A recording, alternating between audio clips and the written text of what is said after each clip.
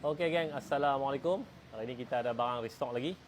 Okey, yang hari ni barang best dia apa dia? Block 63. Block 63 kali ni my version X2 Pro punya. Maksud dia block X2 Pro dan juga piston pun X2 Pro punya.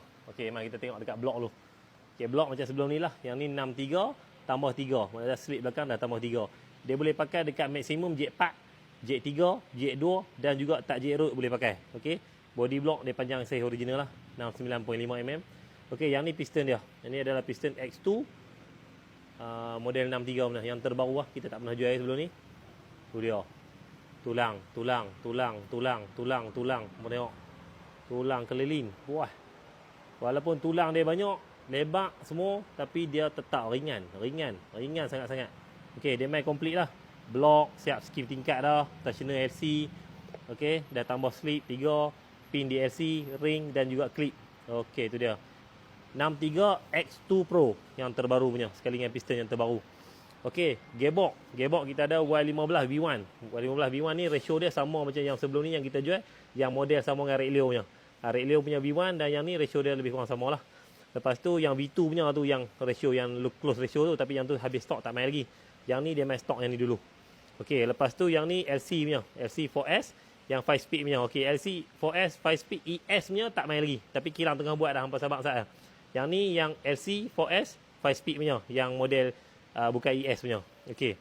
Lepas tu yang ni cover head bypass. Okey, cover head bypass yang Y15 sekali dengan pipe semua komplit lah.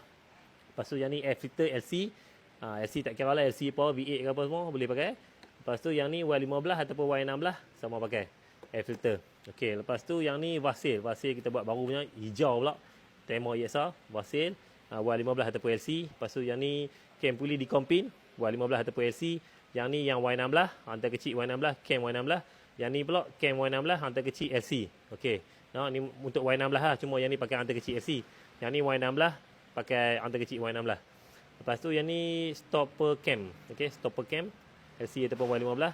Yang ni balancer Y15. Kita ada yang 12mm dan juga 13mm. Beza dia, kalau yang 12mm ni boleh pakai ke semua motor lah, jet 9, jet 10 semua boleh pakai. Kalau yang ni jet 6 ke bawah lah, jet 6, jet 4, standard, jet 2 semua boleh pakai. Yang ni pula conversion kit Y15 complete, yang 6 kepin lah, yang 6 kepin plate tu, 6 plate dan juga iron plate 5 complete set macam sebelum ni juga, kita restock balik. Okey, yang tu dulu yang sampai hari ni, hampa boleh order dulu. Untuk gearbox LCES, sabar sat, kilang tengah buat dah, nanti masuk. Yang ada ni adalah untuk LC auto punya lah, LC yang LC biasa lah, bukan LCES. Dan yang ni blok hampa kena order cepat. Dia habis stok lambat lagi. Ini dengan kita nak raya ni, stok tu akan putih lama lah. Okey, ngam.